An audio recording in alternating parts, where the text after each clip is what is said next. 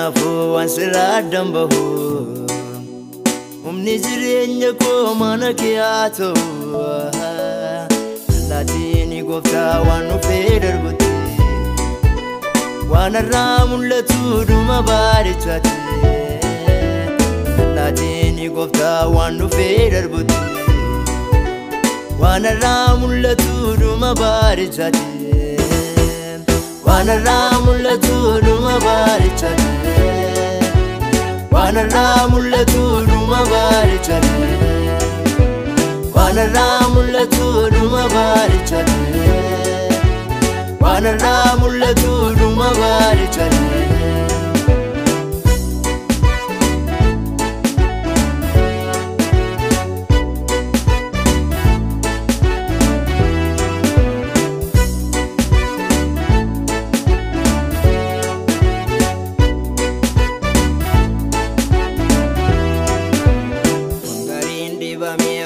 Kenya keessa sitti jannaa gooftaa hundaa dandeessa kayyoo mana bahee bakkeetti miidhame gooftaa jaliin jedhii maaloo nu laalime kayyoo mana bahee bakkeetti miidhame gooftaa jaliin jedhii maaloo nu laalime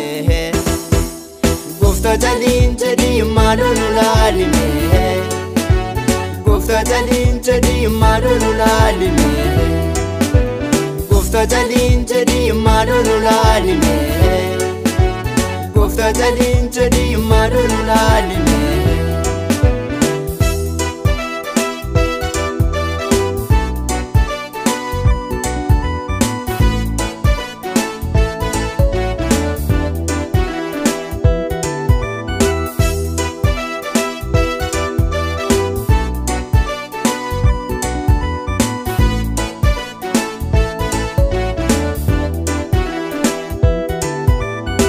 Kana waammatee gola rakkoo keessa Nungodiin abbaa koo irbaata bineensa Nkoomo koo amaadaa kan jedhu dubbiin kee Adaraa nunni isheen nuuf diriirsa erga kee Nkoomo koo amaadaa kan jedhu dubbiin kee Adaraa nunni isheen nuuf diriirsa erga kee Adaraa nunni isheen nuuf diriirsa erga kee Adaraa nunni isheen nuuf diriirsa erga kee Adaraa nunni isheen nuuf diriirsa erga kee Adaraa nunni isheen nuuf diriirsa erga kee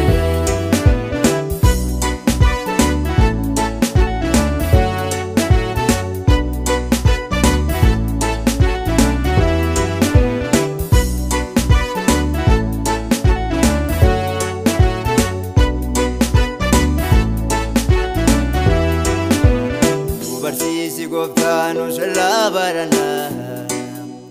Sila yoo si malee dhaloonni sadana Nutti gadiin gooftaa iddoodhaa nu dhabe Dhuma baara keenya baay'isee sodaate